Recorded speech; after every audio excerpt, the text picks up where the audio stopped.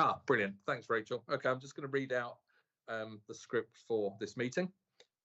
So good evening. I'm Councillor Chris Payne, Chair of this committee. I would like to inform everybody present that this meeting will be broadcast live to the internet via the Council's website and will be capable of repeated viewing. The images and sound recording may be used for training purposes within the Council. In order to ensure that the meeting is managed effectively, can everybody please keep to the following guidelines for speaking? Councillors should only use the raise your hand function to request to speak. Only speak when invited to do so by the chair. Please switch off your camera and microphone when not speaking, and remember to set your mobile phone to silent for the duration of the meeting. Any views expressed by any speaker in this meeting are the speaker's own, and they do not necessarily reflect the views of the Council. Please can councillors be aware that the webcast will continue to be streamed live 20 seconds after the close of the meeting. This is due to a time delay in transmitting live. I will now confirm the names of the other members of the committee. Councillor Bell, Councillor Clark, Councillor Collins, Councillor Cross, Councillor Gruby, Councillor Armacuan, Councillor Quinn, Councillor Reddy, Councillor Siddle, Councillor Sizeland and Councillor Joe Taylor. Do we have any apologies for absence, Rachel? Thank you. So with that, I think we can move on to... Sorry, Councillor Anthony McEwen went to Nottingham at 6:30 this morning, so I've not seen him since, so I presume he's on his way back. I don't know if he's out of drawing or not. Thank you. I'm sure he'll drop in due course. He did we did have a quick pre-meeting, Bob, and I did see him dropping in and out, so I'm guessing he's not that far away. He's on his way back, yeah. Yeah, he's on the call, actually.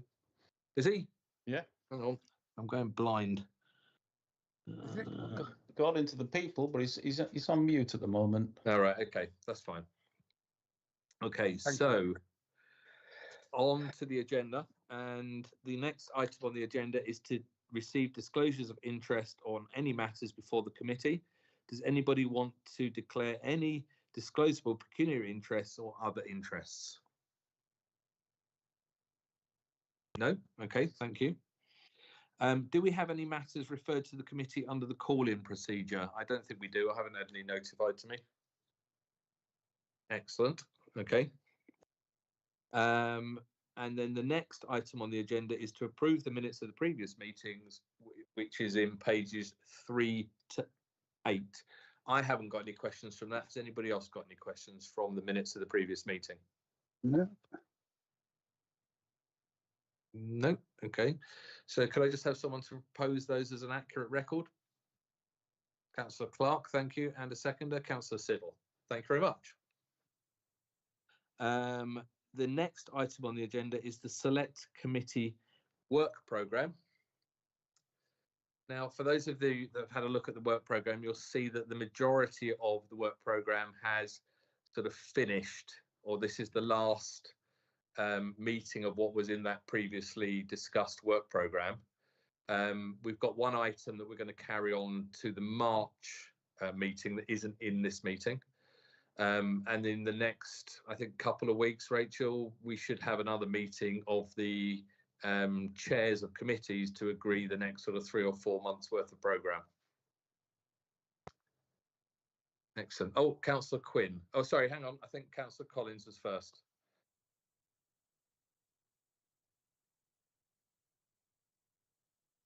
Joanna, I think you might be on mute. There we go. Yeah, sorry. Yeah, I've got a couple of things which I think perhaps we need to hear about. Around the assets, would it be appropriate for this committee to have a update on Buxton Town Hall at some point?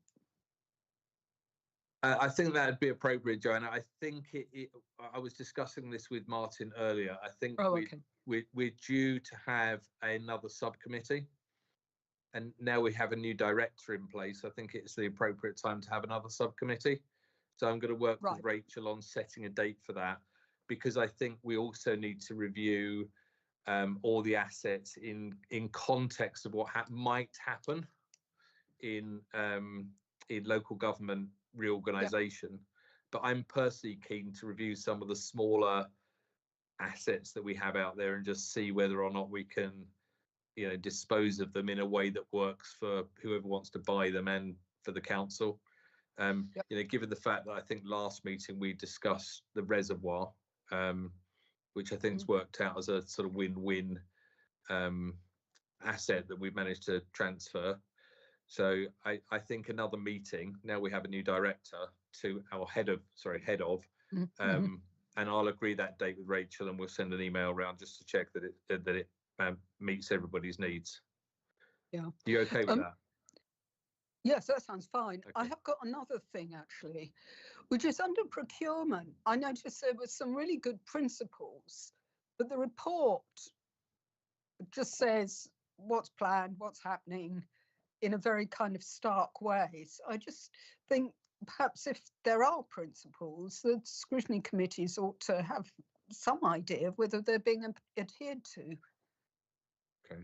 Maybe that's for audit and reg, that those principles are being applied and as part of the audit process. Yes, yeah, I did wonder about that as well. I Yeah. put down query Okay. audited. So, Yeah. yeah. All Okay. right. So, but I can raise that as part of the work program when we have that work program committee. Good. Thanks, Joanna. I'll just ask Rachel to come in before I ask you to come back in, Martin. Is that okay? Yes, sure. Rachel?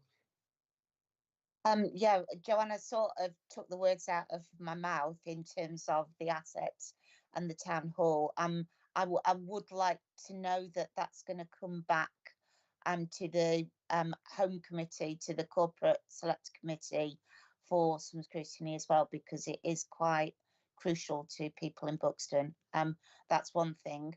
Another thing I was going to say is I sometimes think this committee, it certainly is the case, and audit and reg, which I'm not in anymore, sometimes I think the agendas are just too full, and it actually becomes really difficult to have meaningful scrutiny because there is so much on the agenda, and I think that is something that we need to look at in the future. Okay, so I mean you'll be on that next work program meeting, Rachel, so if you can keep us straight. I do agree that the agendas are quite heavy. This is quite a budget heavy agenda this time, and I think that's the reason why we need to separate the assets to that subcommittee. So I'm keen that we do that. I'm sort of keen that we could do it during the day, but I don't know how that sort of works for people. So we probably have to do it in an evening again, but I'd like to have a good rummage through it, and not just the town hall, Rachel, everything that's sitting out there. Okay, thanks. Martin. Yeah, thank you for that. Completely relevant questions, and of course the accommodation working group is the place where we can have a more discreet and targeted agenda to take some of the work out of this committee and audit. Given both questions were related to assets, I just wondered whether it'd be worth having 30 seconds of introduction to Vicky Mitchell, our new head of assets, who's joined the call for that very purpose. Would that be all right, Chair? That would be brilliant. And welcome, Vicky. Thank you for the kind welcome. Yeah, I started end of October, so I've been in post around 3 months now. So I'm just starting to get to grips with things, but look forward to meeting everyone that I've not already met and working closely to move things forward on the assets agenda. And I think, Vicky, you and I have shared some correspondence about having a walk around some of the assets in Buxton. Yes, yeah. You were keen to get your feet under the table, which is completely understandable. I've been away on a couple of weeks holiday, so I'll drop you an email just and see if we can get a date when we can just have a wander around. I know a couple of the other Buxton councillors were keen to do that. I know doing that doesn't sort of pick up for Glossop and Chapel and Whaley and places like that, but hopefully if we can sort of do it for Buxton, then you can go and meet some of the other areas as well. Yeah, absolutely. Thank you. Thanks, Vicky. Has anybody got anything else on the work programme? No. Okay, if not, we will move on to the next item on the agenda, which is the third quarter of finance performance and procurement, pages 13 to 60. I think, Alan, you're going to speak to it briefly. Briefly, how brief Well, do you want it? the salient points, I guess, which is what you normally do, Alan. Yeah. Yeah. Okay. Right. Well, excuse me. To be honest, there's it's very, very similar to Q2. Not a great deal has changed. Some things have got better, and that's good. Yes. So it's projected that the underspend will be just shy of £250,000 on the general fund. The efficiency programme, which we'll see in a few minutes, there is a table a bit later on that tells us how we've been doing on some of the issues. So I'll come back to that. Housing revenue account is predicted to be in surplus, about 70,000 at the end of Q3 stage. Capital, as you can see there, the projected outturn is currently forecast to be £5.4 million compared to budget. And again, I'll explain what that is. That's primarily due to a reprogramming and reprioritising some of the capital projects. Because I know the fire doors have started now, which is good. The treasury management, Emily's on the call, but we can go through that, and she's cash investments of 26.8 million. Current borrowing totals 64.3 million. Did I say billion before? I wish it was. 26.8 million. The council net interest costs will be 606,000 over budget, and this is in the general fund, and 155,000 almost over budget on HRA. I'll come to that again in a bit more detail. Right, okay, so the general fund account. There are four main areas of projected significant underspends. Customer services of 113,000, about 113,000. It's primarily 105,000 is due to turnover within the service of staff and a challenge in recruiting. If there are questions about that, Tanya's on the call. Regeneration, this is the money, this reflects the trading position for the Springs, which, as you know, this money is set aside for work within the revitalisation of Buxton. So that's good. So that's a dedicated reserve for that, an earmark reserve. Housing strategy reduced to 6,300 overspend because of the contribution to reserves. So therefore, that's basically £75,000 underspend. Corporate finances. This is exactly as predicted in Q2 about the water and the VAT windfall. Estimates show that the allocation of council's inflation budgets will be 600,000 less than available total. So that again will come on to the inflation side of things. There are four services predicted significant overspends, however. ICT, and again, this was said in Q2, so it's anticipated 117,000 will be drawn from the earmark reserve, which I think from memory, I've got it written down somewhere else, 750,000 I think there is in that. Development services reduced by 55,000 after use of net reserves. We got some savings on staff vacancies, although I think they've all now been replaced. Planning applications projected overspend, and that's what that means is that we're not getting the planning applications in, so therefore we're not getting the revenue in. £91,000 of costs are funded by a grant held in earmark reserves. And we've had obviously some costs in setting up the leisure company, £88,000. External funding, we've done quite well. The Derbyshire Business Rates pool is exactly the same as Q2, 56, just over 56,000. The S31 grant, small business relief and retail discount, has in fact gone up since Q2 to 195, almost 196,000. And other funding, 106,000 funding from central government grants compared to the provisional government finance settlement, so we're slightly better off with. The efficiency programme. Come down to in section 3.4, there is a table, and it talks about achievement to date, and we've achieved almost £125,000, but the shortfall against the medium-term financial plan is 25,000. So, but obviously we've another quarter to go at. So watch this space in terms of that,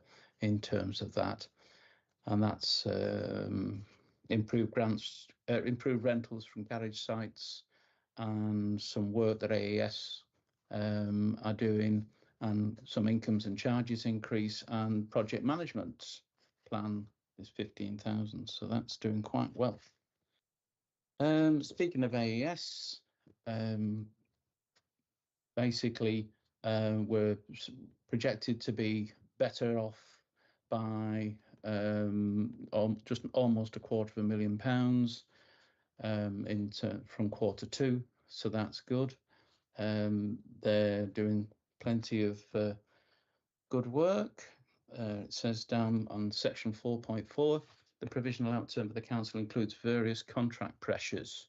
However, the pay award, the provisional outturn indicates an additional cost of £59,000 for the pay award, because the money we had in budget, the pay award was greater. Fuel costs are anticipated to be £56,000 lower, and further inflationary pressures is anticipated in terms of vehicle parts, 69,000. Norse, right. Norse is again better than Q2. We've got 129,000 better off on repairs for the HRA. General fund 7,000, and better off for cleaning and caretaking by 11,000. So they're starting to put some money back in. Alliance Leisure, obviously this is the start, but we have a surplus of nearly £8,000, and the detail is in the table at 4.9. Springs continues to be making us some money, thankfully. We can, as I say, this is all going into excuse me, all going into the an earmark reserve that we can use within the actual overall larger project, but that's gone up by 60-odd thousand, so that's good. Housing revenue account. Housing revenue account budget was originally set at a deficit of 1.1 million. The capital programme, as I was saying, has been revised at Q3, and this has resulted in a £368,000 reduction in the use of balances. That's obviously a good thing. This brought the budget to a deficit of only £750,000, and that was obviously significantly less than it should have been. There are two main overspends, obviously repairs and maintenance, increased costs arising from utilities and disrepair costs, bits and pieces. Depreciation and impairment charges. This affects the increase in depreciation charge based on 23-24, and that's 134,000. There are three significant underspends: supervision and management, dwelling costs, dwelling rents, increased income from dwelling rents, increased interest and debit charges of a reduction in costs of 155,000. So they're doing quite well. General fund capital, basically the general fund members will be aware that approved by members on the 5th of December as part of the Q2 report, the was set at 14.775 million, the capital spend. An additional budget of almost £1 million has been added in Q3. The overall approved budget now stands at 15,713,000. The changes that have been made to the capital programme is Glossop Halls as a result of increased costs identified in the contract works programme. Members approved this on the 5th of December at the Q2. Right, okay. Now then, as part of the medium-term fund, this is now leisure, in coming on to section 7.5, as part of the update of the medium-term financial plan. And I'll skim. These are the projects that that are going to take place. Housing, almost 310,000. The council is grant funding the right to buy 1-for-1 capital receipts, delivering 17 affordable rented houses in Buxton Road, Chinley. Property services, 2.5 million, resulting from a number of timings and reprioritising of works within the asset management programme, including the replacement boiler at Pavilion Gardens and re-roofing works at the Opera House. Fleet procurement, 159,000.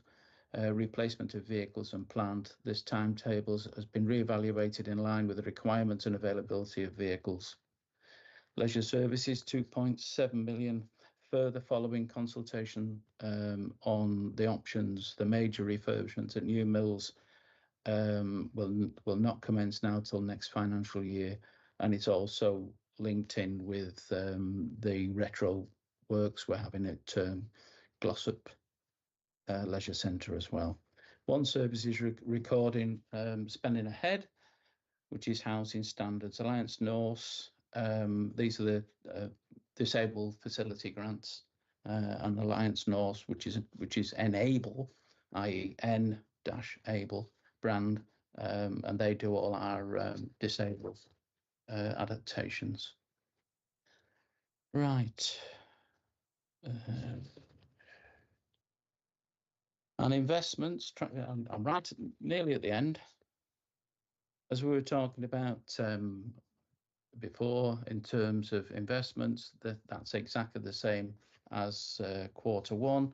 Borrowing, again, same as Q1. If you remember, we were looking at loans of 5 million short-term borrowing at 4.4, replacing another 5 million, and then there was 3 million again. All that was passed exactly the same as Q2. Council collection rates, council tax 82.39% as against 82.39% as against 83% last year. Business rates 82% as opposed to 82.66%. But some businesses are now going on to a 12-month payment scheme as well. Sundry debtors, the value of sundry debts over 60 days old at the end of the quarter are 75,000 compared to 94,000 same point last year. And with that, are there any questions? Thank you for that, Alan. That was a nice trot through the report. Has anybody got any questions? Councillor Gruby. Not particularly for Alan, but possibly for Martin. Can we get a bit of an update on what's happening with the boiler at the Pavilion Gardens? I could declare an interest and say I spent an entire day freezing in there and it took me an entire week to thaw out. But there's been an awful delay in getting this sorted out. Could we have an update on when that will be fixed? Yes. So as you know, we agreed to finance and get a whole new heating system commissioned. Clearly, the challenge is it's a really significant heating system, and I don't know, Vicky, I see you're on there. I don't know whether you are able to give us any update on that. Otherwise, Councillor Gruby will have to come back to you after the meeting with some timetables on that. But certainly we've kicked off the commissioning of it. Vicky? Just to say that I'll get an update and report back with some timescales on that. I know that some preliminary investigative works have taken place regarding the installation of the boiler, but I'm not sure how far along we are. Thanks, Vicky. And for example, the installation has to be cognizant of the building's condition and do asbestos research and things like this as well. So it's just not straightforward, but we'll get the timings. Are you comfortable with that, Linda? Yes, that's fine. Thank you. Okay, great. Councillor Sizeland.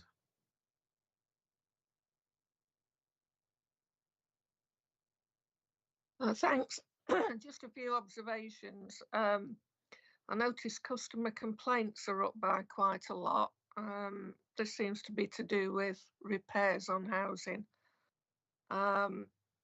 Worryingly, that fly tipping is up as well.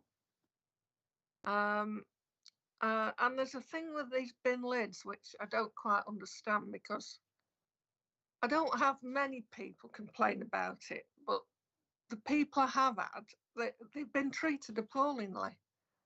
They've been more or less told they're liars, which, I mean, I know one person in particular, and that's just not true. She saw it happen. Unfortunately, she didn't take a picture, and she did just not believe in her.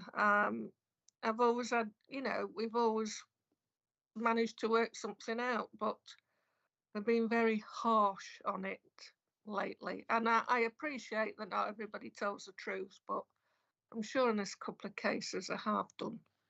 Thank you. Do you want to take those three, Councillor Payne? Yeah, I think I'm on mute. Yes, Martin, thank you. Yeah, okay. So thanks for the questions, Councillor Sizeland. So the first one, in terms of the increased number of complaints, we've actually encouraged people to complain and feedback to us. So we were expecting that, and we maybe should have been clearer about that in the report. So we wanted more feedback. We wanted to be able to get more insight from our customers. So we've put more effort into getting that feedback. So it was a natural course that we would expect more complaints as they're recorded from that process. But we should have been more upfront about the fact that we were encouraging that. What was the second part? I know bin lids was the third. Yeah, it was fly tipping. Fly tip. Well, we certainly not encouraged fly tipping, but we take all the steps we can to discourage that, implement the fines and the frameworks where we can catch people, but all efforts will be put into finding the people that do it, discouraging it from being done, and clearing it up as quickly as we can do. I'm just trying to drop my hand down there. And then the third bit about the bin lids, yes, it's fair to say that there has been a bit of a theme in terms of feedback around the bin lids, and it's something that we need to get to the bottom of, and the exec director is looking into that in liaison with AES to look at what it is that's causing the problem and how best we can fix it. And as you may well know, there's a whole series of waste reforms coming ahead. So we're thinking about our bins, the provision of bins, and how we manage all of that, and the funding that goes around it as well. So it is on the agenda. Yeah, I think there's a lot of them are coming to the end of their life now, aren't they? Yeah, that's still the original ones. Yeah. Yeah, that's part of the issue, and we need to make provision for those that are. Okay, thank you. And Kath, I know that Anna was looking at replacement hinges, the little plastic grommet that goes in as a result of our group walk up Fairfield Road. Must have been about a month ago now, wasn't it? So Yeah. I personally, I think that if on the bin routes they were carrying spare hinges, I think this problem would probably go away. But Anna is looking at it, so I'm sort of hopeful. Yeah, I am concerned about the way people are treated as well, as though that, you know, they're just telling lies, where I expect you've got a small percentage of that, but generally speaking, I don't think that's true. And they must find the bin lid in the rubbish. You know? Yeah, I know, or it's flung off somewhere else in the wind, because it's been particularly windy this week, and I have a case up in Brandside where it looks like fly tipping, but it's not fly tipping. It's because the big bin lid had flipped over and then it's blown everything all over the place. So I think we've been a little bit hostage to that over the last few weeks as well. Can I just mention something on that, on the bin lid thing? Go on then, Jean, and then Rachel, I'll come back to you after Jean, okay? It's just that there are obviously cameras on the bin lorries now, so I imagine that's part of the reason why they're perhaps not believing things, but they're supposed to be able to monitor all the damage that's done by the vehicle itself. I think the problem, Jean, is that if you just you try to see a video of the bin being lifted into the back of the wagon and then the lid coming, you don't see any. There's nothing to see because there isn't a camera there. But if you take the view of, was there a lid on it as it came towards the bin lorry, and was there a lid on it as it went away? So a friend of mine complained, and then he was told, no, it's not us to blame. Then Linden reviewed it and said, let's have a look at the bin before it arrives, and let's have a look at the bin when it leaves. Well, yeah.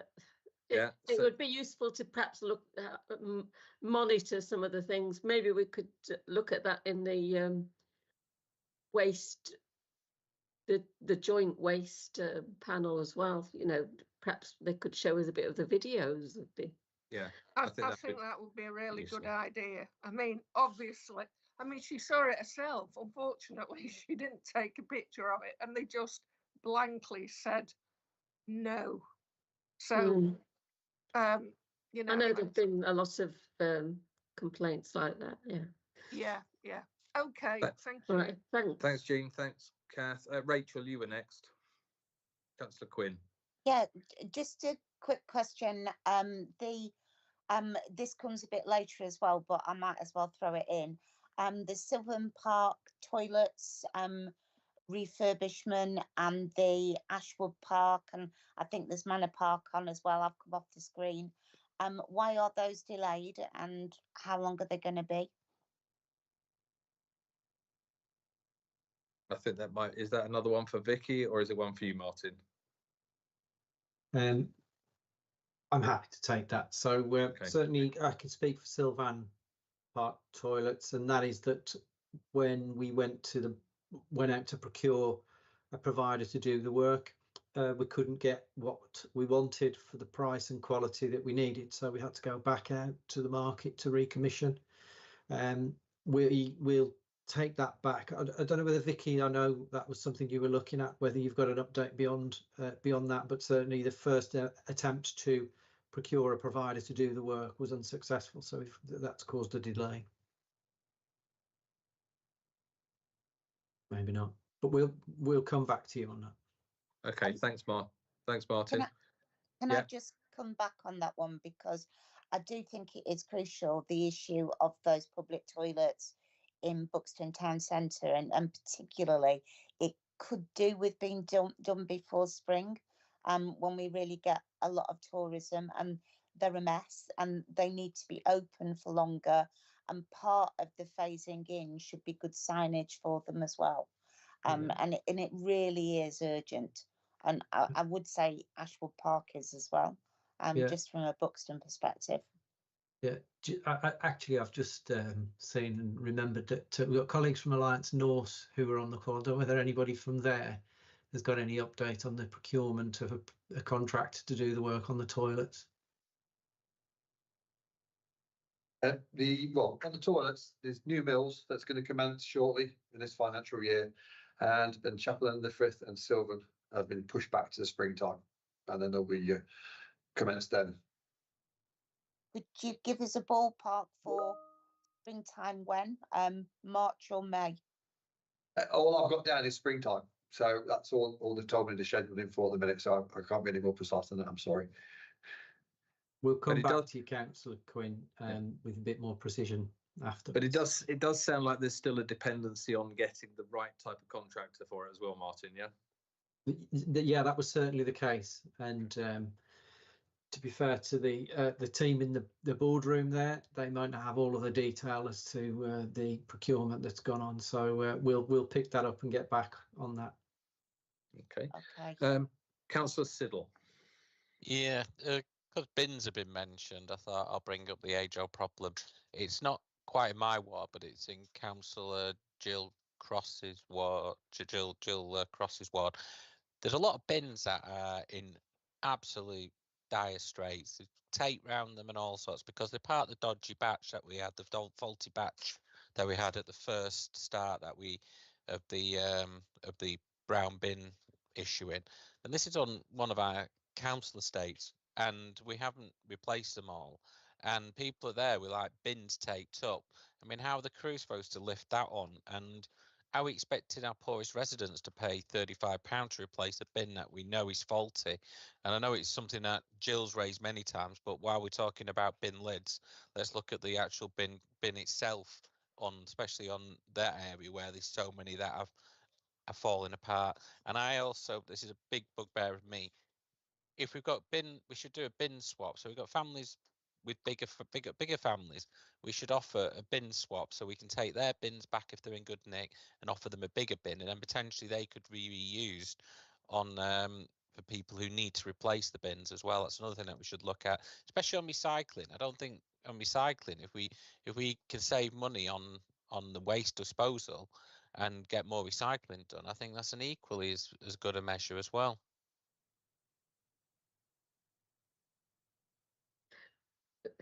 You've brought this up quite a few times, I think, Ed.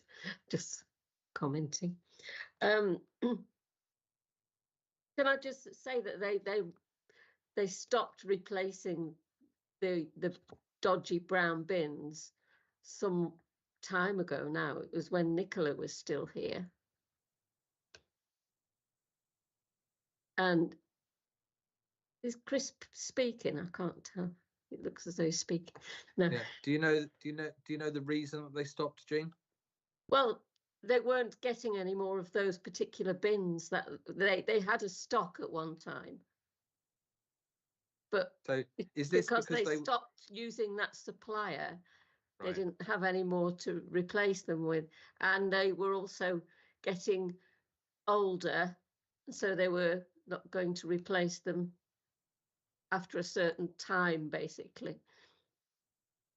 So these are particular size, these bins? Are they just not the same brown bins that everybody else has? No, I think they're the normal sized ones. Yeah, they're 240 litre bins, Chris, and some of them, like I said, I'll walk round Carriage Drive and Etherow Way, and some of the bins have got more tape around them than anything else, more than actually plastic on some of the bins. And I think also people on benefits get reductions. They don't have to pay the full price. But to be fair, I know it's probably community select one for when AES are here, but we need to be looking at budgeting to replace them, Martin, and do a bin audit of our bins, because I think we need to start replacing if they're broken, especially on the recycling ones, because we want to encourage as much recycling as possible. So I think we're going to have to budget for that. Plus also, when we have the change in the bins as well, that's going to cause us a budget problem as well, I think. So we're going to have to split the bins up. So I do think maybe an audit of the bins, or the crew should be noting down where the worst shaped bins are, and maybe we highlight them and do them first, maybe, if we replace the bins. So maybe this will give you a little bit of solace, Ed. When we had the walk up Fairfield Road, and part of the there were two sort of aspects when it came to bins. One was, in HMOs, does everybody need their own individual bin, or are you better off having larger communal bins that encourage recycling? And the second part of it was we looked at all the broken bins and bins without lids on and everything else. So Anna and her team have gone away to review what we can do for Fairfield Road, partly to improve the look of Fairfield Road, because there was a number of other things we discussed as well. That should come back to Rachel's committee at Community Select, and I think we should be able to take. It's going to the joint waste. Oh, to the joint waste. Okay, I think there's a crossover with community as well, Jean. But yes, you're correct. And then I think if we take the learning out of that, we could then come and repeat the process where you're talking about, Ed, which I'm not completely cognizant of, but I think it sounds like the same sort of problem. Yeah, so I'll leave that with Martin, and I'll leave that with the executives to look at as well. I think it's one for going to be speaking to Councillor Cross about. Yeah, and just on the subject of budgeting, there's of course a whole series of waste reforms that are coming in. So we're looking at the financial implications for all of those on the council's ability to do what's necessary, and also the funding that comes with it, such that it is. And replacement cycle for bins is all part of that. And for what it's worth, there is a programme of swapping out bins and checking people have got the right sizes from time to time. So that's typically those who've got the larger bin. We recheck whether or not they've still got the same size family to justify that. So they do get swapped down from time to time, but I'm not sure how they get swapped around. But we can look at that as well. Okay. So I've got one question, Martin, and it's more for comment really. So we looked through the finances. We do particularly well on the interest that we're getting at the moment, which offsets some of the other costs. We can see within our costs, ICT is a big slug of our costs. And when I look at it and think, well, our strategy was to streamline our ICT and make it more efficient, making sure that we had the same sort of platforms in both of the two joint councils, Staffordshire Moorlands and High Peak, which is an efficient way of moving forwards. What sort of risk profiling are we now doing based on the potential for both of those district councils to be separated from each other and arriving in whatever new unitary functionality that might exist? Yeah, so so part of the programme was to invest in IT to make our systems, processes and our customer interactions better and more efficient, so that we, and clearly investing in IT is a cost, and there's a cost for that, and some of that is well, you can see it manifesting in the figures. The truth is, what we've got to do is then look at those investments in the light of local government reform and the plans for English devolution. I've not seen the minister's letter yet. I'm not sure whether it's out, but there's obviously some mileage to go even when that comes out.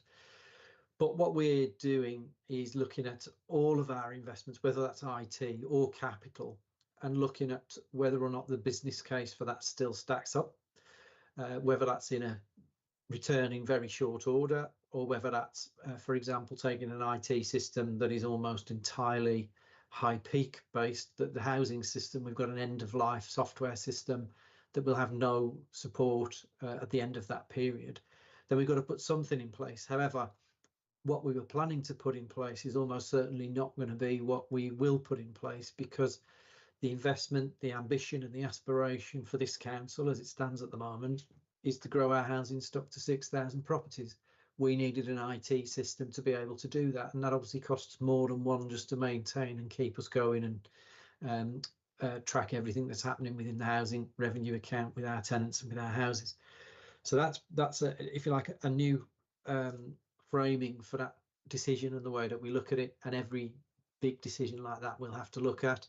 And you mentioned earlier about the assets. We'll also look at all of our assets in the light of local government reform and whether or not we need to do something different as a result of that, whether the programme that we've got, whether that's disposals, transfers, or otherwise, or investment, needs to be the same pace, the same level, because you can easily imagine a point where you wouldn't do some of those things, but equally there might be some things we bring forward. So we've got to do all of that work as we go forward. But yeah, it's a fair question, and one that we'll be coming to a lot over the coming months and years. Does that answer the question? Yeah, I think it does, Martin. I think it's the right question for me to ask, or for the committee to ask. And I think what you're saying is that as we go along, we'll reassess the risks, and we might have to adjust as we go. Having said that, we can't afford not to do anything, because we won't get our efficiencies. And if we end up in the back end of the reorg process rather than the front end, it probably gives us more time to consider this. And most of these IT systems are interoperable these days. You're not sort of dealing with a firewall that won't talk to another system. So it should be relatively low risk. But as long as someone's looking at the risks, I think that's what you're saying, yeah? Yeah, certainly high on our list of things to do. Okay, Councillor Anthony McEwen.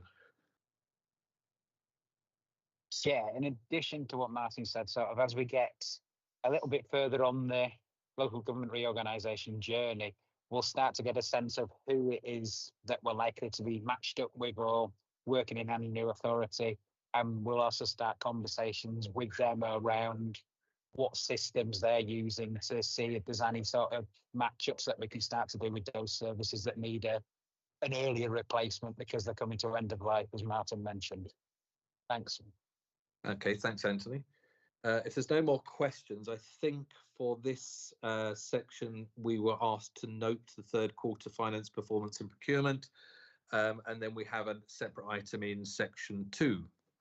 So if everybody's okay, can we move on to the 25-26 budget medium-term financial plan, which is pages 61 to 160. Is that you again, Alan? Yep. And before you say anything, Alan, people might have noticed I was grimacing a bit. I got a big cramp in my thigh, just in case any members of the public are thinking what the hell was going on there. It comes after It comes after a 6-hour flight. That's what it is. Okay. Well, I've actually got 1,000 words to say, so it's not, doesn't take that long. Only because I printed it out. Right, 2025-26 budget and the medium-term financial plan for 2025-26 to 28-29. Right, firstly, I want to say this February medium-term financial plan, which I'm talking about now, is given following the November 2024 iteration. And in that iteration in November, we were looking to use about 1.6 million from our reserves within the lifetime of the plan. And this is purely and simply unsustainable. And in section 10 of this report, there are graphs and various other drawings that show you and go into all the detail of where and how we're getting around that.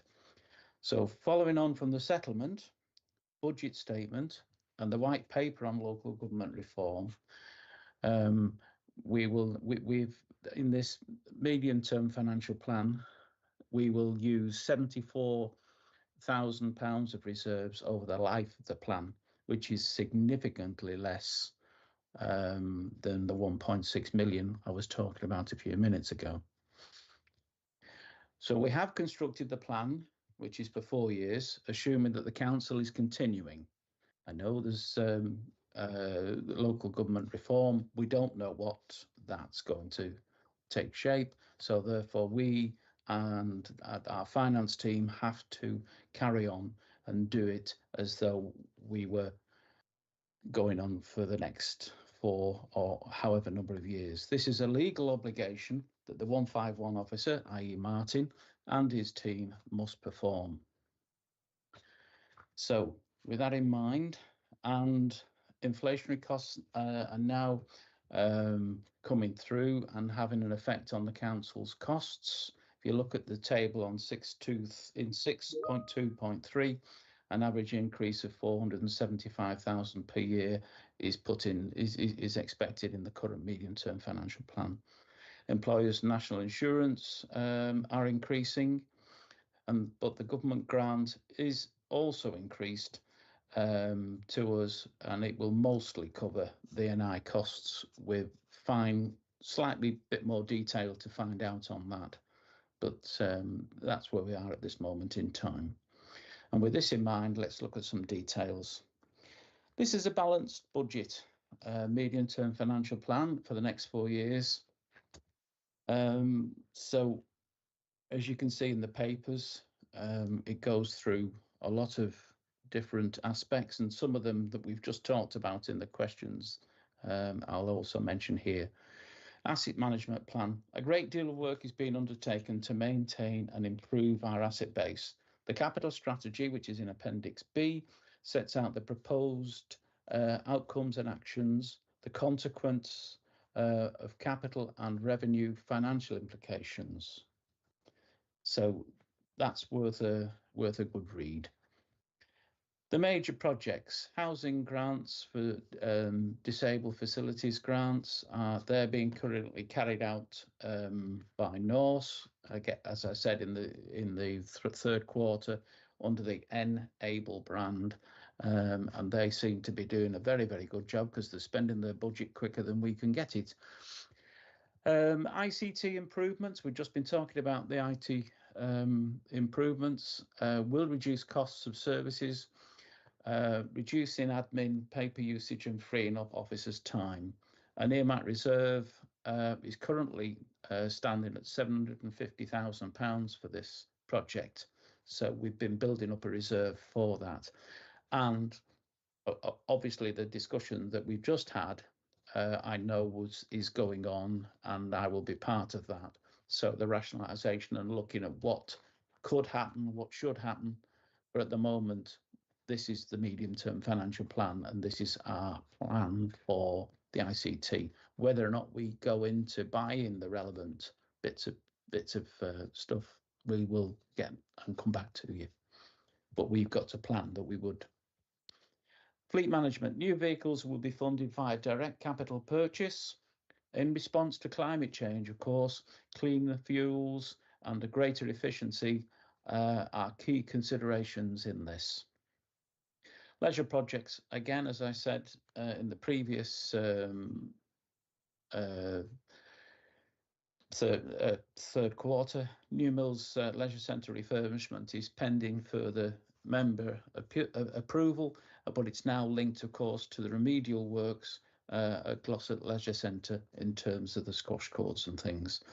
Buxton Pool, via the decarbonisation scheme, we've installed solar panels and ground source heat pump, and we have there's some play investment plan projects and Move More grants, grant funding available. Revitalising Buxton project, which is the Springs purchase and the surrounding area associated developments. And as I've said more than once tonight, all the profit of the operation of the Springs is held on an earmark reserve for the use of the project. The government's proposal for weekly food waste collections at this stage, the assumption, excuse me, the assumption has been made that the costs of this initiative can mostly be contained within the funding allocated by central government. Neutrality. The Minister of Housing, Communities and Local Government have awarded us 2.75 million. This is a dedicated resource to respond to house buildings being installed in the area affected by the neutrality, which is obviously around Buxton. The council will use the funds to deliver mitigation interventions, and this will focus on the upgrading of private septic tanks to less polluting package treatment plants, which I'm sure Martin will enjoy sorting that out as well. Thank you, Martin. Housing Revenue Account, or the HRA. Work continues on a fundamental review of the HRA 30-year business plan. And again, this could be affected because of, of things that are going on, but nonetheless, that work is still carrying on. Issues include rent setting, voluntary debt repayments, efficiency plans, welfare reforms, and understanding our tenants' priorities and the development of new stock. And we've just bought 20 odd houses not too far from me. We've talked about the efficiency programme. We've added an extra year onto the efficiency programme, but at the moment, a zero amount is put into 28-29 because I think that would be unfair. We'll try and get whatever efficiencies in the first 3 years. We have an earmark reserve, and we've increased that from 200,000 to 500,000 to support the implementation of this programme. In section 6, interest rates, the Bank of England rate is currently 4.5% and is forecast to decrease to 3.5% by the end of 2026. This relatively high interest rate has significant impact on borrowing costs, but offset where portfolio sizes allow can be increased. We can increase investment income. 6.2 talks about inflationary projections. CPI as of September stood at 1.7%. In November, it returned to 2.6%. This informs the council's forecast applied to our income and expenditure. We do have an earmark reserve against this of £250,000 to support some inflationary costs. Council tax. The central government has said we cannot increase the council tax more than 3% for 25-26, sorry, got the wrong date on. An increase of 2.99 is included year on year throughout the lifetime of the medium-term financial plan. Business rates. The small business rates multiplier has been frozen for 25-26. The standard multiplier has been uprated to 1.7%. The retail, hospitality and leisure scheme has been extended for a 5th year. So that's where they don't pay rates, but we get a grant to replace that. Central government currently provides, oh, there you go. Central government provides an S31 grant to local authorities for loss of income. Should have read the next sentence. Right, fees and charges. Full list is in Appendix C. The service teams have reviewed all the fees, the council charges for the services, and that we provide to be the charging policies in terms of that are 7.5-1, and these are basically, there's different categories: full commercial, fair charging, cost recovery, subsidised by users of the service should make some contribution of their own, nominal service to be fully available and is charged charges made to discourage frivolous usages. And then there's free. We have some services that are free, fully, no cost at all. And then there are statutory charges that are set in line with legal obligations. The two main things that I'd like to point out: we are not increasing the cost of any car parking charging rates. The residents' parking pass is not being altered. The free periods on the pass are staying the same as this year. Treatment of domestic rats removal, we're not increasing these charges either, that we introduced last year. So for anyone on benefits, then the charge will remain at £5. For this service, the council is still getting some wasted appointments, stroke visits to properties to carry out the work because residents are not there and access to the property is not possible. So that's something else we're still monitoring. Nearly finished. Right, rent charges. The formula rent increase each year with CPI plus 1%. Now CPI in September, as I said earlier, was 1.7. So therefore, the increase will be 2.7 to be and is included in 25-26 budget. An increase of 5% is included for other charges, including garages and service charges. These rent increases are what central government recommend, and we reluctantly increase our rents so that we can install more kitchens, bathrooms and roofs, which are doing the things that our residents ask for. We can also buy back ex right to buy properties, thus increasing our housing stock. This we've been doing for the last few years very successfully. And the HRA for the first 2 years of the plan, we will actually use some reserves, but for year 27-28, we will be putting money back into the reserves, subject to local government reform. I'd like to say in conclusion that I believe that we are in a much better financial situation than many other councils, thanks to many years of prudent actions and of all our officers and staff. And I'd like to thank them all for their excellent work in the formulation of this budget and medium-term financial plan. Thank you, Alan. And I think we'd all concur with that last sentiment. I can see a few sort of thumbs going up in the air. There's quite a bit there to digest. There's lots and lots of charges. It's always an interesting read. Has anybody got any questions for Alan or the officers? Councillor Gruby. Yeah, just a couple of small questions. On page 88, the fuel costs for Marion Court seem particularly high in comparison to some of the other properties, and I just wondered why. I know there was an issue that I attended with Helen Core quite a while ago. Yes.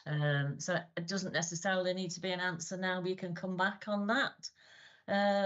Page 95, I just wondered and it's only 175 quid, but I just wondered what it was for 45 Park Road, because we don't own that property as far as I know.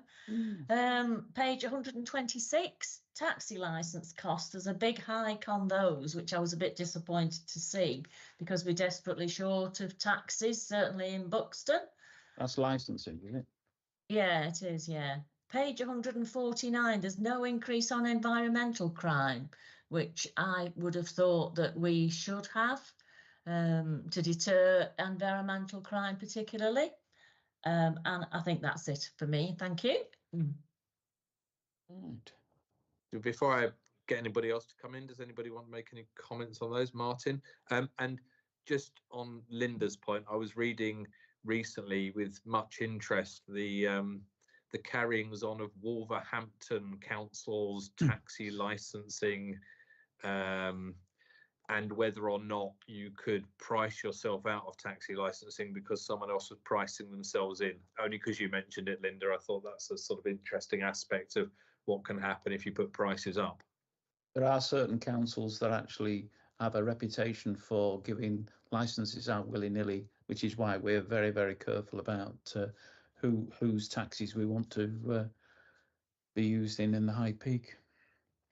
Yeah, it's not just about giving the license. A license is also a quality assurance process, yeah. and we'd want to be sure that when we give a license out, we're able to keep an eye on, keep tabs on, and ensure there's a compliance with all of the requirements that are there. Councillor Gruby, I have to say you rattled through that too quick for my abilities to type and it me. out. So I know. You keep up. Yeah, I was trying to find them far quicker than me. But I think I'd have to come back on each of those. There were quite specific points of detail. So I'll be honest, I'll have to have a look at those at another time and come back to you. Did you get them, Martin, or do you want me to just email them to you? Oh, if you could email them, that'd be great. Thank you. Yeah, will do. No problem. Thank you. Save me playing this back. Yeah, no worries. Will do. Thank you. Thank you, Linda. Thanks, Mark. Okay. Thanks, Linda. Councillor Sizeland. Oh, no, sorry. Councillor Collins is first. Sorry, Kath. Joanna was first. I've got a few questions on the sort of details of how this is worked out. My first comment is actually that right at the beginning where there's the, what's it called, implications bit, you say there are no implications for conservation and enhancement of biodiversity, but elsewhere you suggest there are costs actually. at page 70 and page 75, table at page 75 suggests there are costs for biodiversity generally. And of course, there's the plan for nature, which seems to have fallen by the wayside. I realise that's not your fault, Martin. There's no costs for HRA decarbonisation, which seems a bit strange. I mean, I don't know if that's an error, because I know that elsewhere you've talked about upgrading things. That's on page 71. Oh golly, where is it? I can answer that though, Councillor Collins, actually. Okay, thank you. So firstly, in terms of the sort of headlines and the impacts, and the reason we're fairly neutral is that we're not driving a positive or negative effect on those matters from the decisions here, albeit you might argue, I suppose, that some of the charges, but some of those charges, and I think when I come back to Councillor Groovy afterwards, is that some of those charges are set and capped centrally, so there's little we can do, but I'll get back on that.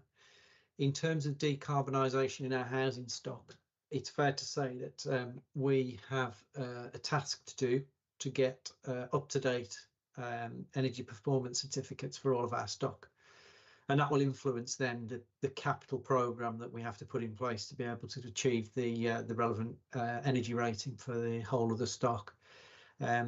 Clearly, we'll focus on those that need the most work first. But what we have managed to do is secure some grants and do some significant works actually for stock, where we've managed to get the grant and been working with company Seddons on that. So wherever we get the opportunity, we're doing it and taking advantage of that. But the stock condition survey that will encompass energy performance certificates, that will be where we set out the baseline for, well, what needs improving where and what are our priorities. So our capital programs will follow on from that. So that's something that we're going to get going with. Okay, thank you. Another thing is on page 74, there's member priority actions projects. There are quite a few of these which, well, there are lots of stakeholder ones where you're assuming there's no cost, but surely there is a cost in engaging with stakeholders. And yeah, so there's residents, contact with residents, strategic partners, user groups in parks, empty properties. Sorry, the empty properties is a different thing, etc. Yeah, empty properties is a different thing, and I actually lead the officer group on that, so I would have been more comfortable on that answering on those. In terms of the whether or not there's a financial implication, that is, do we need to set a separate budget, or can we deliver it with the teams and resources that we have? So that's what it means, Councillor Collins. Right. Page 78. The local plan doesn't seem to be going ahead, or there's no money for it. What's happening there? Because I thought that's what it was being revised. I suppose it comes down to. That's 78631. Yeah. Did I hear somebody starting to answer on that? I wasn't. I can clarify on this point if you wish, Chair. Please, Emily. Thank you. Thank you. Yes, this is the movements on the change demands. What's actually happening is we've got quite a large reserve set aside from previous year fluctuations and budgets. So we don't need the detailed revenue budget in there. We can utilise the reserve that's already built up before we need a new budget to be put aside. Okay, thank you. That sounds good. Yes, and 79, the tax base growth looks quite high. Is that because of the fact that second homes are being charged double? Yes. Okay, thank you. It's a simple one. It's largely that, yeah.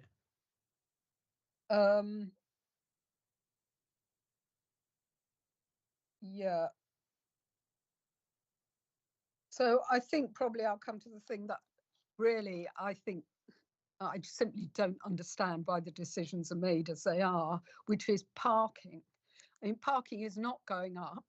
We have a climate change programme.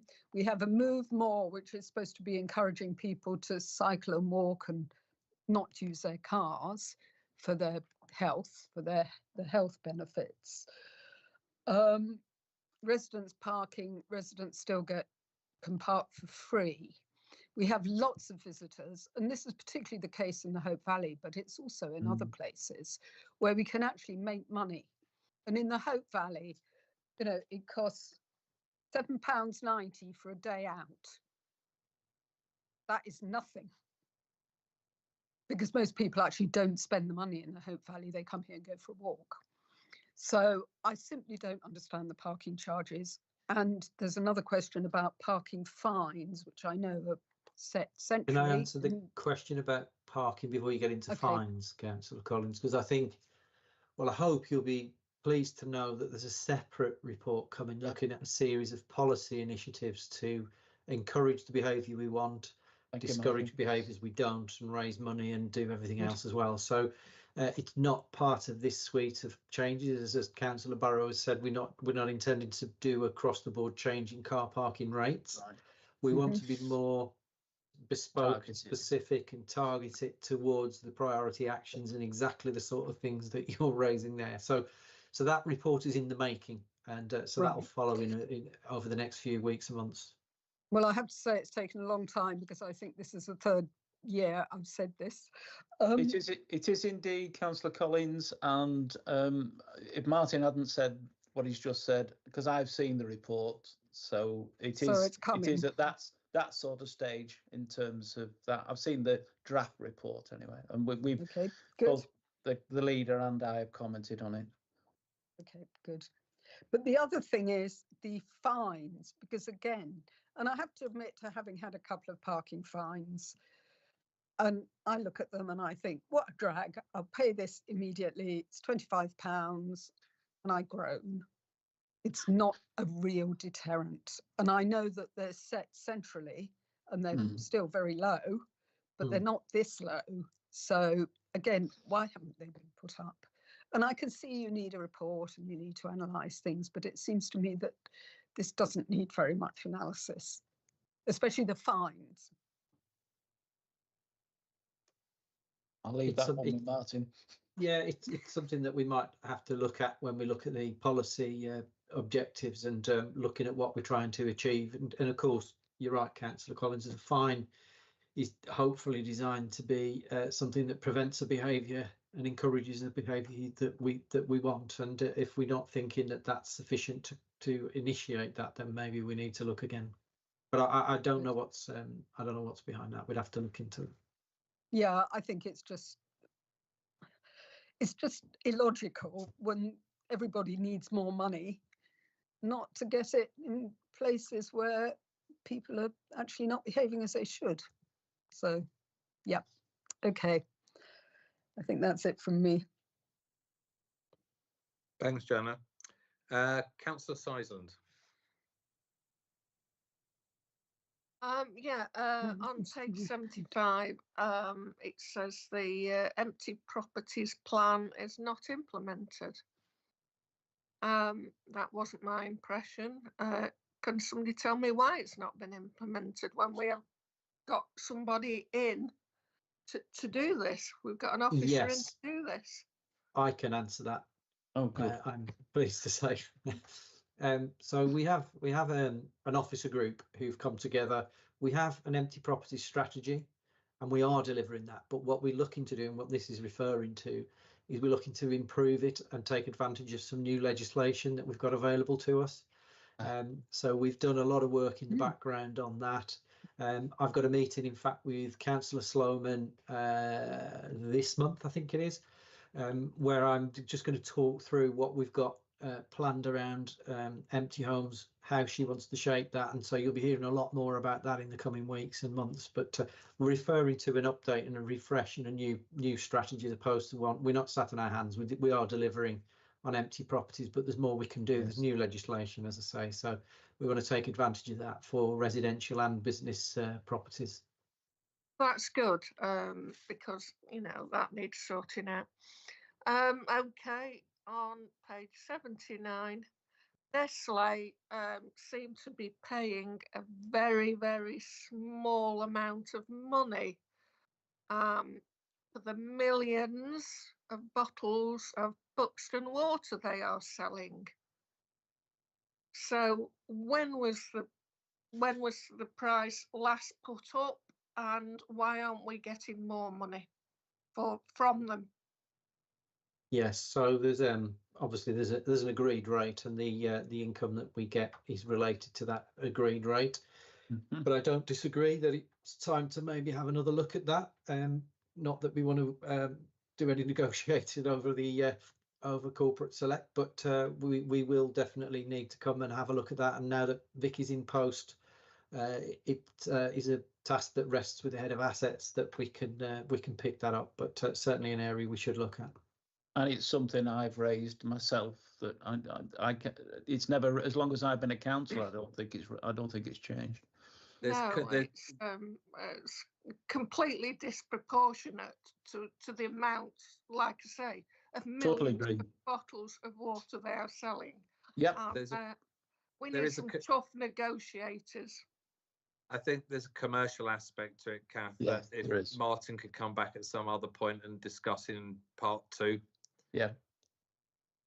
I seem to remember that last time this subject came up, and it was when I was councillor previously, there is some commercial aspects that we should be discussing in a part 2 situation. So I'll ask Martin to come back to a future meeting, and maybe we can have a bit more of a discussion about it in a part 2 scenario.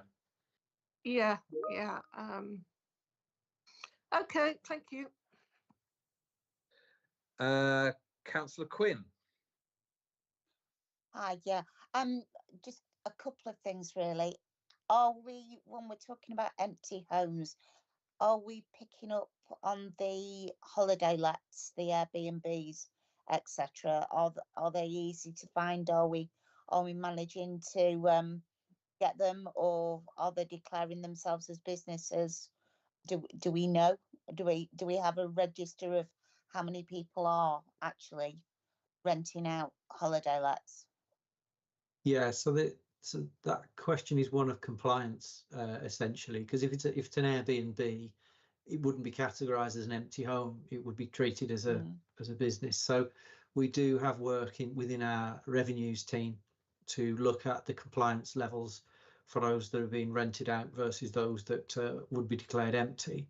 But the two things are clearly related. If we have high compliance for what people should be doing for renting and letting out, then we can also look and be targeted towards those that are real long-term blights on the area, and not being put into really important and really necessarily important action for those that need homes or blights on high streets where their businesses. So we do have action in the revenues team on compliance with that. We use data, and we also use the eyes and ears of folk who are out and about. And that's one of the aspects actually in terms of empty homes, and the conversation with the portfolio holder is, how do we engage with councillors? Because you can all give us much more in the way of eyes and ears than we can possibly have ourselves. So we're looking at utilising all sources to help us with that particular task. Okay, because other areas they charge extra, don't they, for waste collection, etc. So that should be a way of making money. I would suggest as well, there's probably, just looking on the holiday rental sites. If you look for Buxton, you can. That's just Buxton. You can find many of them. So and they're certainly there. And the other thing, that's part of the research that's done. Yeah. On the other thing about car parking, certainly for Buxton, and I would imagine in terms of Hope Valley, because it is split, a lot of the people who come into Buxton to do their shopping and keep our shops going come from surrounding villages that aren't actually in High Peak. They're in Derbyshire Dales, and if they were to stop coming to Buxton, that could be quite devastating in terms of the local shops. So I'm a bit worried about car parking charges. So I do think we need to bear that in mind as we go forward as well. Yep, fair comment. I think your point's well made there, Rachel. So I find myself in a bit of a conflict because I agree with Joanna about the Hope Valley. Having been to a Carol concert at the Devil's Arse just before Christmas and got absolutely fleeced for parking there, I then understand why everybody's parking on the verges around the place. So I think you have to get a balance between what you charge and what you fine, and then the unintended consequences of people parking all over the shop. And it's not easy. The other comment I'd sort of make, and it's a little bit based on what you were saying, Rachel, about availability of housing. When I go around talking to people, we seem to have an awful lot of single people living in 3-bedroom houses on the new estates that are being built around Buxton. And of course, all those people are getting single person relief. And I sort of wonder as well whether in the future we should start looking at what impact that's having in the types of housing that's being built. And that's more of an observation. I think you're right there, Chris. I mean, we should be looking at apartments in town centres rather than building massive estates that are overhousing people on the outskirts. But I don't know if that's going to be our choice anymore. Yeah, and I don't know whether it's just part of society, you know, divorce rates are going up. That leads to more people living on their own in those situations. I have one question for you on the charges though, Martin. So, and I'll just use one example. There was a charge for officers' time on page 118. And there's various charges for officers' time on a variety of different things. They didn't seem to increase in line with the pay awards that we've had recently that Alan referred back to when he was talking about the report more generally. Yeah, so some of these officer time charges are where we can recover evidence costs of our time. And again, it's one of those where we have to look at from a time-to-time basis rather than an every year. But you're right, our costs are rising. And for example, I can't see it amongst that list there, but the court costs where we have to go to court to recover non-paid debts. We increased that last year, but it doesn't increase every year. It's something that we look at from time to time because we have to justify the value again and again each time it comes forward. So it's probably something to do with that, but I'll get the team to check. Okay. Now, Joanna, you still got your hand up. Are you coming back for another question, or is that a previous? Yeah, if you don't mind, I'd like to respond. We'll just take one more. Yeah. On car parking, you can park for £2.10 in Buxton for 2 hours, which seems to me to be long enough to do the shopping. And as for people parking everywhere in the Hope Valley, the car parks tend to be full, actually. And the council car parks are far cheaper than there's a big private car park as well. No, I get that, Joanna, but the private car park wasn't full. People were choosing to park everywhere else other than the private car park. Okay. It was so expensive. So okay, well, I suppose that's another thing, but certainly the council car parks are always full and we could charge more. Thank you.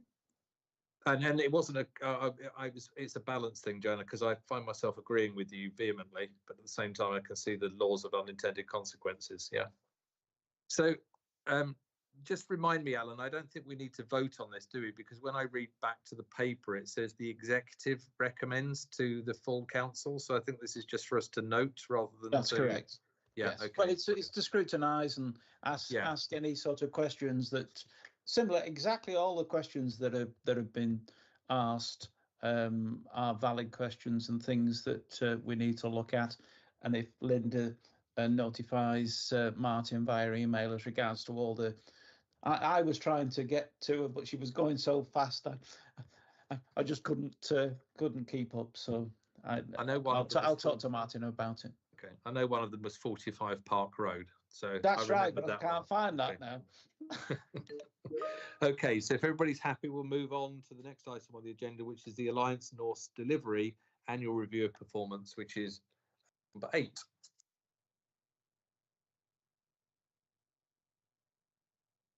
Hi, guys. Hi. Hi. It starts. Thank you, Mark. Yeah. So the three of us are here on behalf of the operations director, Oliver Wilde, who's on holiday, bless him. And I'd just like to give you the compliance update. Q3 has thrown some challenges. We've had the snow, we've had Christmas shutdown. We're working as fast as we can to catch up with the bad weather. Our electrical compliance is now up at 99.6%.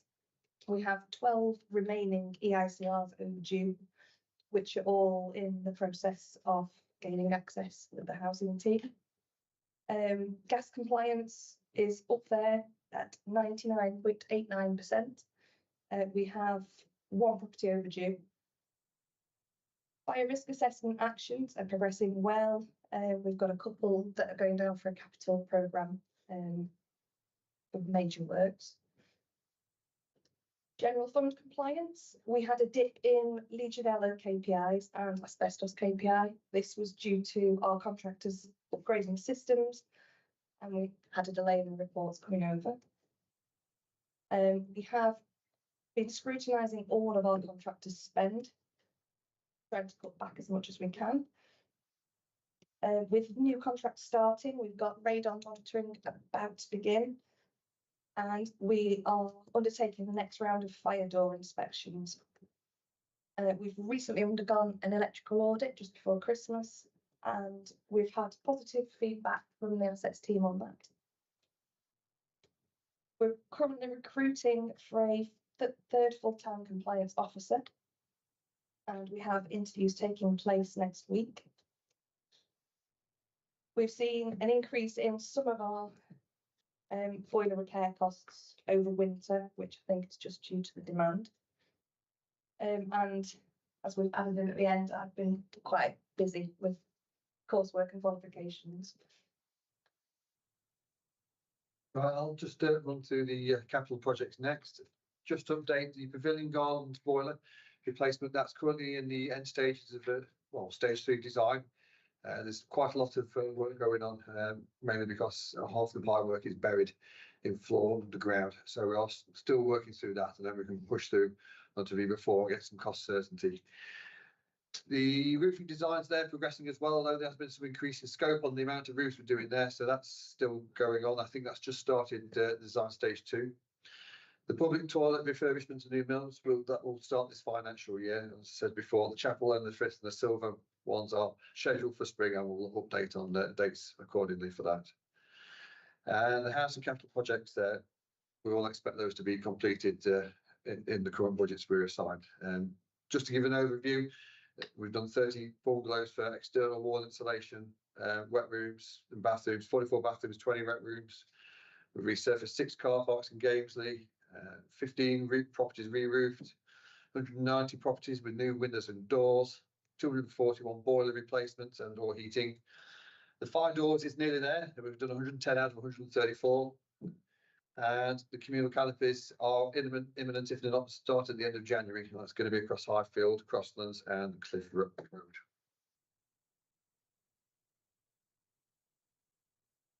Yeah, I'll do the repair side of it.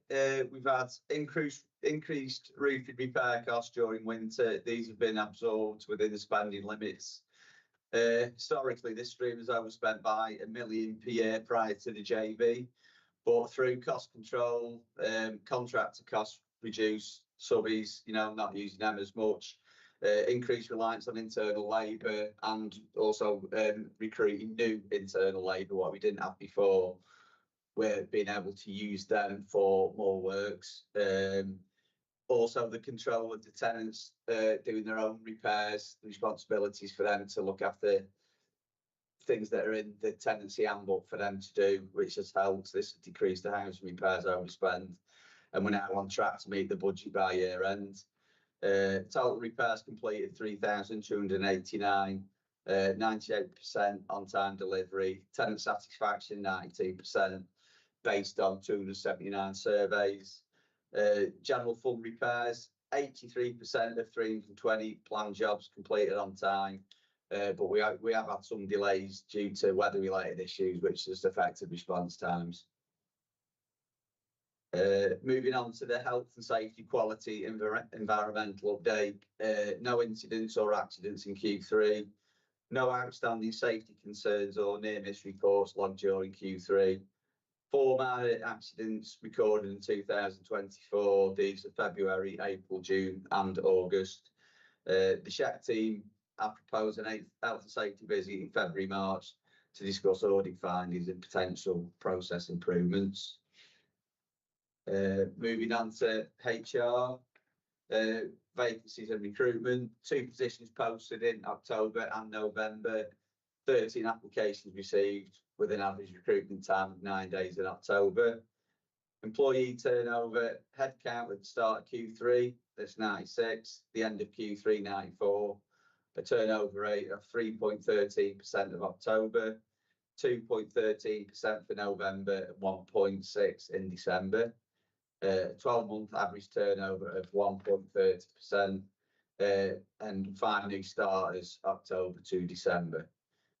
Sickness absence, total days lost 30.5 days. That's 210.9 hours. Sickness rate October 4.23%, November 1.69%, December 1.74%.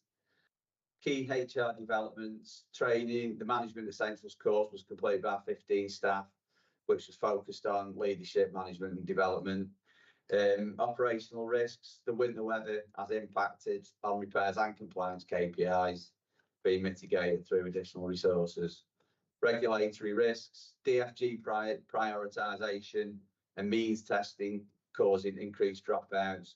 Clients are being referred to enable for alternative solutions.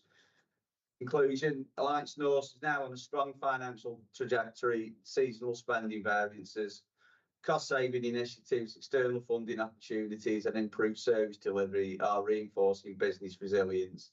The focus for Q4 will be on maintaining financial discipline, managing operational risk and delivering on strategic objectives. Please can this report be noted by the committee. Thanks for that, very concise. I think we've already got a couple of hands up. Hang on. So, I knew Bob McEwen would be there. Councillor McEwen, you're first up. Yeah, thank you. Just to comment, when will something be done about the time people wait for repairs with Liberty when the weather's bad? Obviously, we've got enough warning now that the weather's going to be bad. My boiler went and hot water on the Friday night. We rang them up on the Saturday morning, because we didn't think it right to get somebody out in the middle of the night. Nobody bothered coming Saturday. They rang up and said they'll be there Sunday. Eventually, they arrived at 9:45 on the Sunday night. And when you've got a disabled pensioner living in a property like that, and this is nothing new, it's happening all the time. Every time the weather's bad, people are waiting well over 24 hours. I don't know if they only have one engineer on call or what the problem is. It's nothing new. This has been going on since 2004. I wonder if we could just answer that. Yeah, so Liberty Group working hours 9 till 5.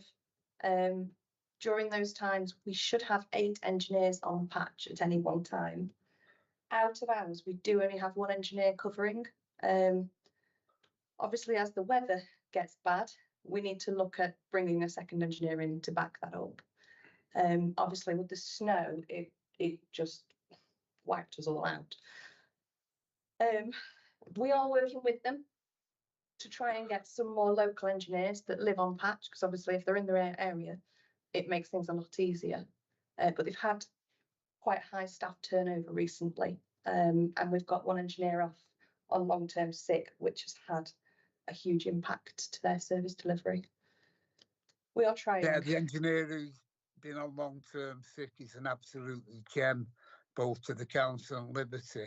But unfortunately, he had a heart attack. He's had an operation, and he should be back in work sometime soon. But you know, we seem to just keep getting back to this. There's only one engineer on call. And, you know, the first time I fetched this up was in 2004. And Sharon McCambridge, who was in charge of IP Community Housing then, she actually personally went and seen the tenant and said this will never happen again. Here we are, 2025, and it's still exactly the same. Before I bring Councillor Siddle in, is it, so I think what you're suggesting, Bob, is that when the weather's okay, this isn't a problem. It's when we have a bad weather event, which doesn't. Yeah, even sometimes when it's okay, waiting for a part, you know, tenants are still quite often waiting over 24 hours. Right, but that's for a part. That's for a part. Yeah. Yeah, the main problem is, you're right, Chris. It's when the weather's bad, right, and people's waiting over 24 hours, which I don't think is on. Yeah, so if there's one person on call, my guess is that they're based they've got to travel through this inclement weather. And I guess my question is, you know, do we take advantage of any of the other support organisations around the High Peak during bad weather, like the 4x4 responders, and send someone with gas skills with a go bag? I know they can't take their entire vehicle's worth of tools and kit, but it does sound, from what everybody's saying, it's a logistical issue of getting from wherever the person is to somewhere at the far end of the High Peak in a particularly bad weather event. Or have I got the wrong end of the stick there? I think that's part of the problem, but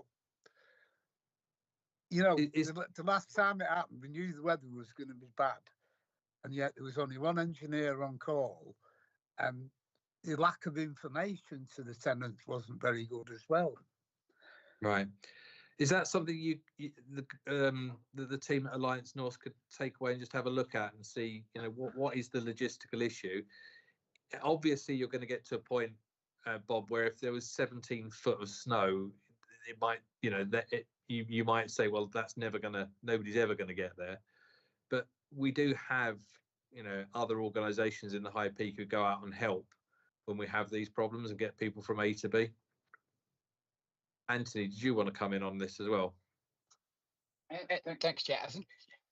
I think part of the challenge is North sort of, in terms of North managing the contract, Liberty vary in performance. There are times when they're performing wonderfully, and there are times, as highlighted, when there are a couple of issues that members are having to flag up.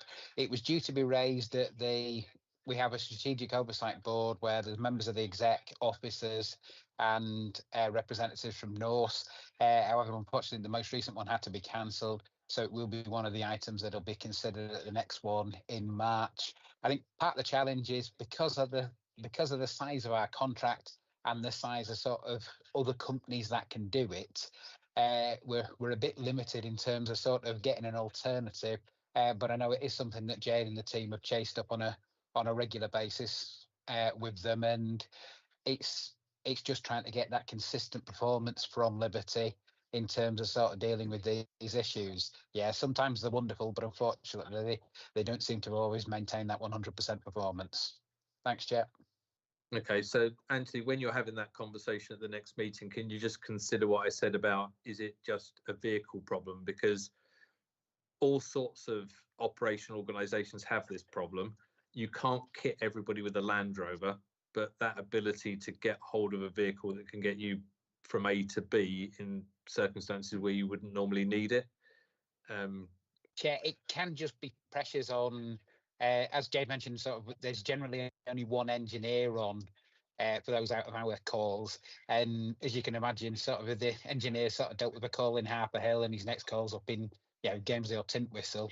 It is just going to take time to get between those two calls, and it's an element of sort of non-consistency from Liberty that, despite a variety of efforts over the years, we've still never got it 100% completely right, and we've got to keep trying with them until the point where we end up with someone else. But for the moment, we're with Liberty.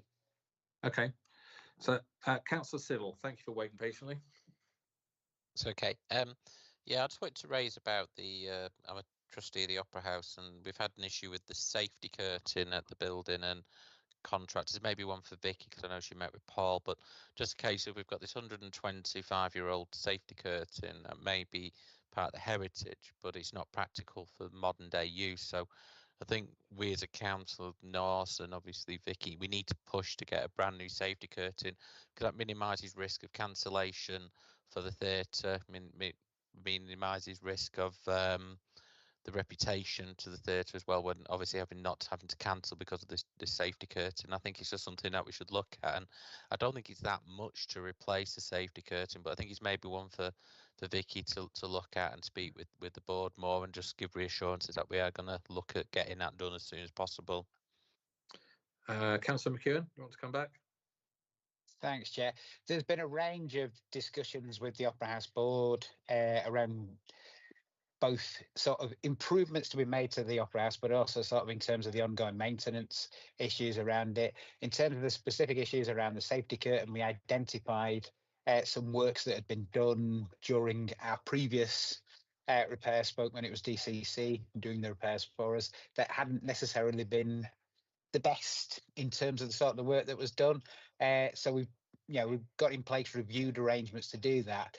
But I think one of the partial challenges that we do have is obviously, given the specialised nature of some of the repairs that we're having to look at, is we do take the advice from the Opera House as to what contractors to use. And on one or two occasions, whilst we've used their recommendation, the performance from those contractors hasn't always been 100%. But we are meeting with them on a regular basis, and myself and the Chief Executive have got a meeting with them to discuss some hopeful improvements and some next steps in terms of sort of the wider investment plan that the Opera House are looking at.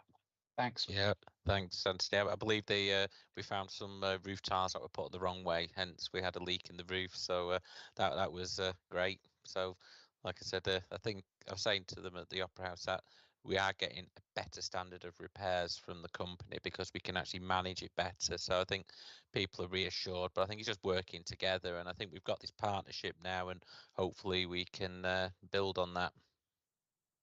Yeah, the range of buildings that we have across the borough, our Victorian forebearers were sort of generous to the extreme, and unfortunately that does come with some consequences in how well they've always been looked after over the years, but we're doing the best we can with the resources we've got available. Thanks, Anthony. Councillor Groovy.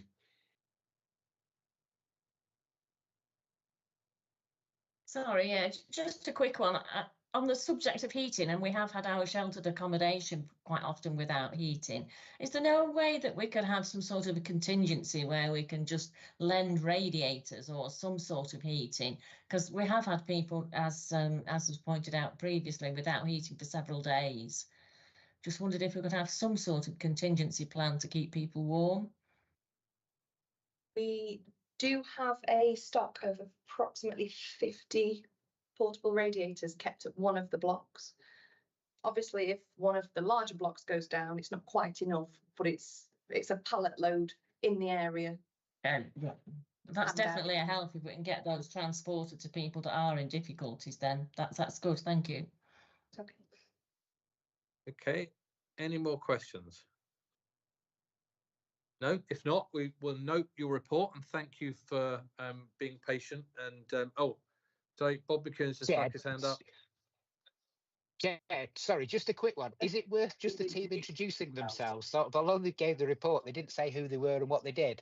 And I think particularly sort of not wishing to highlight any one particular member of the team, but Jade in particular sort of started with us as a plumber and has effectively sort of worked up the ranks onto the office side. So it's very much a success story around some of the aims that we're trying to do across the council in terms of apprentices and being able to make sure we're growing our own team.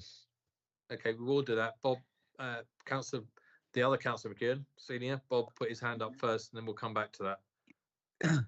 Yeah, made me complaint, but in fairness to Liberty and North, when they do come out and people struggling in a cold thing, they do offer heaters and portable, the small portable heaters and everything, and they're more than helpful with that. I'd just like to put that on record. Thank you. Thanks, Bob. So before you go, team at Alliance North, do you just want to quickly whip round and introduce yourselves and just say a little bit about yourselves? So I'm Jade Seddon, Compliance Manager here at Alliance North, and as Councillor McEwen touched on, I've got almost 20 years service under my belt now from various different teams. I'm Russ Donnelly, Contracts Manager for the repairs and maintenance side. I started with DCC and worked my way around. I did Brick Lane with DCC and sort of worked my way through the ranks myself. So yeah. Thanks, Russ. I'm Mark Walster. I'm one of the capital projects officers. I've been with started the council back in 29. I've spent a career in different councils in Derbyshire and Staffordshire doing capital works, repairs works, and everything else. So I kind of deal with the bigger projects and the more awkward stuff that comes through. Thank you. Councillor Bob McEwen, did you put your hand up again? Sorry, no, was it still up? Yes. It went up, it went down and then it came back up again. Anyway, I'll leave that with you. Thanks for the informative presentation, guys. We're now going to move on to the next item on the agenda, which is the workforce development training, pages 161 to 178.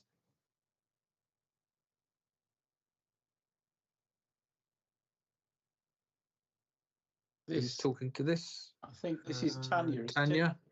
Sorry, Yep. yes. Normally Tanya. There we go.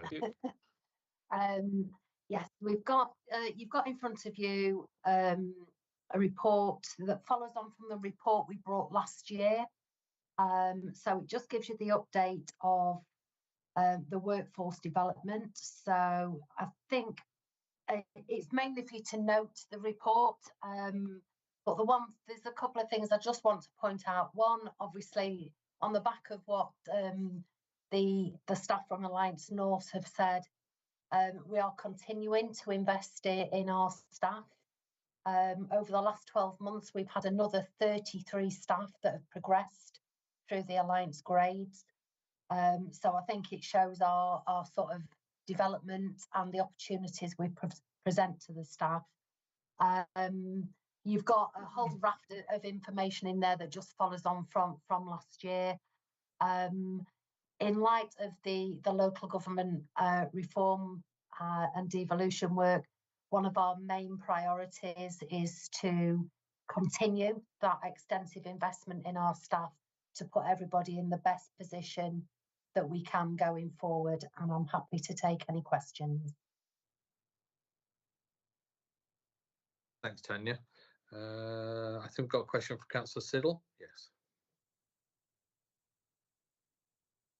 I was having a problem getting the mute off. I think it's brilliant that we're investing in staff, and I think it's something that we as a council can always be proud of, that we do promote and help people develop. I mean, I think obviously Anthony just mentioned that Jade has worked for the council and got lots of experience and has moved up the ranks, and I think that is really something to be proud of. And I know that I've met people who worked at the customer service centre who've moved up the ladder as well, and obviously Rachel, who's here tonight doing the democratic services, she's obviously moved up the ladder as well and is now further up the ladder, which is brilliant to see. So I think we should pat ourselves on the back and say well done, and well done to Tanya and well done to the team for really helping develop our staff and keeping and retaining our staff, and obviously promoting them and helping them develop their skills. So well done. Thank you. I think we'd all concur with that. Any other questions for Tanya? No? Okay, brilliant. Thanks, Tanya. That's a report to note. And then so we can move on to the annual trade union liaison update, which is pages 179 to 190. Again, yes, hopefully this will be quite quick. This report summarises the areas for discussion that we've had with our trade union over the last 12 months. We meet with them on a quarterly basis. It's predominantly Unison that attend. Any members of GMB and Unite actually work in our council control companies, so we don't have any in our direct workforce. Again, we've got a summary there. We meet with them every quarter. There's myself, Lisa Bond, who's the senior HR business partner, and obviously Andrew as the chief exec. And that is a joint meeting, so Councillor Barrow attends on behalf of the councillors at High Peak and Councillor Wood at Staffordshire Moorlands. I think it's fair to say we have a very good working relationship with the union. The meetings are always very welcome and very civil, and we get a lot of things agreed. And again, with the unions, we've worked to sort of invest in staff and in development, etc. So again, it's another report to note, but I can say, you know, with conviction that we do have an ongoing healthy relationship with the trade unions. Thanks, Tanya. I think Alan, you've got your hand up. Yeah, I'd just like to, as a member of that committee that Tanya's just talked about, and I would like to concur with what Tanya and Andrew do. And we've talked about things, especially since COVID, you know, the different working ways we can, you know, working from home, all that has to be done and dusted. And also from a mental health point of view, where of our staff, when they're working at home, they're effectively a lone worker.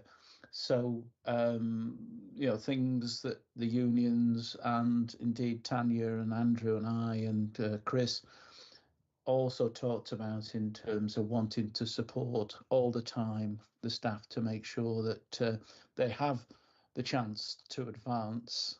I'm thinking of one of the team that we took on, young Simeon, who's not so young now, and he's a qualified accountant, and he's now doing very, very well, and that's great. I mean, I've been pushing apprentices for nearly 60 years, so it's good that we've actually, and I've actually ended up somewhere that actually does promote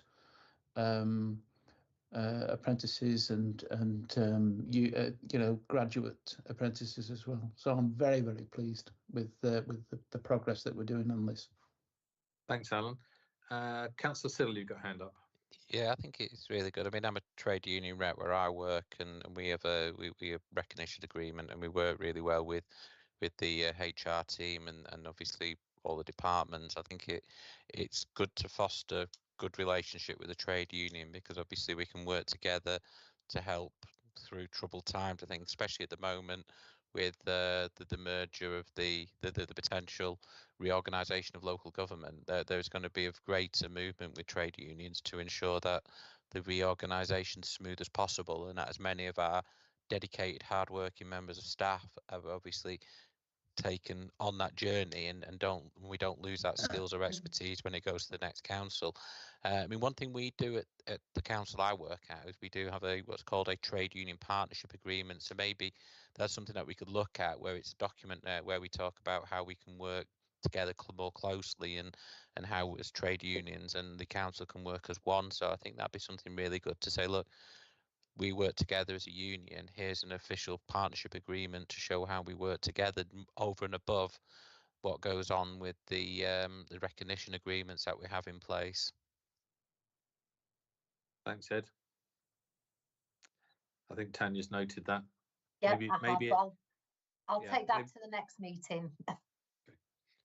Okay, I'll get a copy. I'll try and get a copy of it, Tanya, as well. I'll try and get a copy tomorrow and email it over. Oh, that'd be good. Thank you. Okay, I don't think there's any more questions on that, Tanya. So I think we note your report, and thank you for that. Okay, thank you. And now, item 11, any questions referred to the executive member at least 4 days prior to the meeting? I haven't been advised of any, and I don't think Alan was either. So we now move to the exclusion of the press and the public, to resolve that the press and public be excluded from the meeting during consideration of the following items of business, as there may be disclosure exempt information as defined in Part 1 of Schedule 12A of the Local Government Act 1972. So, Rachel, could you stop the recording, please?